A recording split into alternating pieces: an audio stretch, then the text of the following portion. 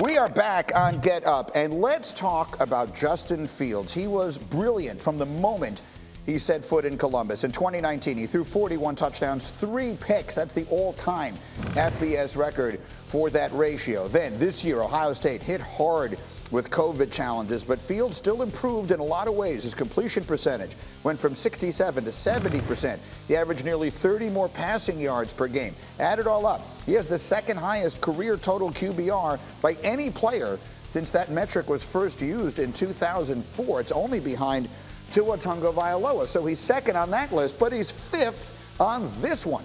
Todd McShay's Mock Draft 4.0, which he debuted with us last week. You see it right there. He's got Fields, the 5th quarterback in this draft. But again, when he comes on and talks about it, he says, everyone says, they preface it with, well, I think he's the 2nd best quarterback in this class, but McShay has him falling there. Mel has him falling there. Matt Miller has him falling there. Everyone we talk to. So I can't get a straight answer. Graziano, why does everyone think the 2nd best quarterback in the draft is going to wind up being the 5th one taken? Yeah, it's become this sort of narrative. Look, I mean, you talk to teams, like I'm hearing more positive than negative about Justin Fields. I think he's going to be a high pick. All we know for sure, we think we know for sure, is Trevor Lawrence at 1, Zach Wilson at 2. After that, there's a sense that maybe Mac Jones is the 49ers guy at 3, but I don't know that it's 100% decided yet, and it could still be Trey Lance or it could still be Justin Fields. After that, is Justin Fields still available? Is he the Atlanta Falcons guy? Is he the guy that makes them think about life after Matt Ryan? You know, is it something, I mean, the Detroit Lions are not in this conversation because they got Jared Goff, but is it out of the realm of possibility to think they might prefer Justin Fields' long-term prospects? So you start to see, oh, is he falling? Joey Galloway made a great point last hour about there's not like this one almighty draft board where, oh, this guy is now falling. It really depends on the team, what they like. Quarterback is a very subjective evaluation, and it could be that he's the apple of someone's eye a lot earlier than some of the mock drafts seem to think right now. Understood. Marcus, but what? Having said that, you're right, and Galloway was right when he said that. There isn't one list that everyone goes off of. But guys like Mel and McShay, they're talking to everybody. They're not just making these up based on their evaluations. So from what they're hearing, forget about what number he goes. He's going to be 5th out of 5 quarterbacks, Marcus, and that, to me, it doesn't make sense. How do you explain it? Well, first of all, Joey and Graz are boring. Everybody in the world know that these teams are going to pick whoever the hell they want to pick, okay? Everybody understands that, okay? Here's the thing. I think what's happening, G, is that let me not give a voice for everybody that this is how I feel.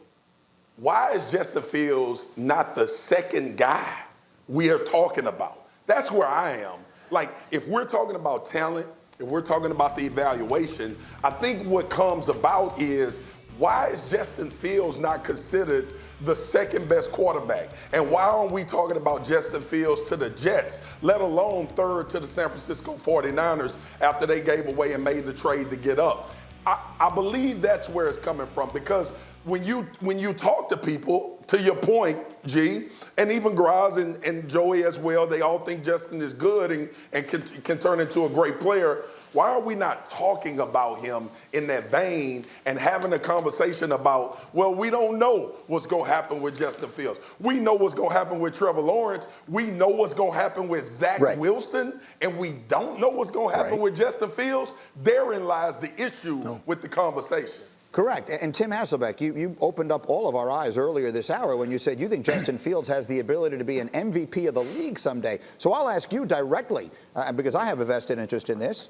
If you were making the decision and you had the 2nd pick in this draft, as the Jets do, would you take Justin Fields ahead of Zach Wilson? I would, but I would say this in terms of the discussion and you know why people feel that way. Look, my list isn't going to be the same as somebody else's list, and Matt Miller's or McShay's or Mel's or any of that. And I'll just say this in terms of Zach Wilson. Look, I understand why somebody would have Zach Wilson ahead of Justin Fields. I personally don't, but I understand it. And so now it moves you to 3. That's where I think that people can start to scratch their head a little bit and say, well, wait a second, why?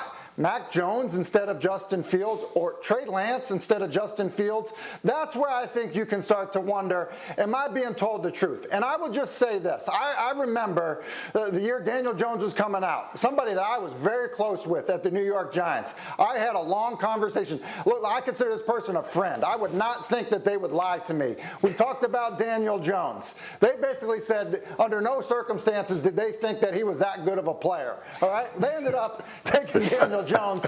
I was stunned. In fact, my feelings were hurt a little bit because I'm like, wait a second.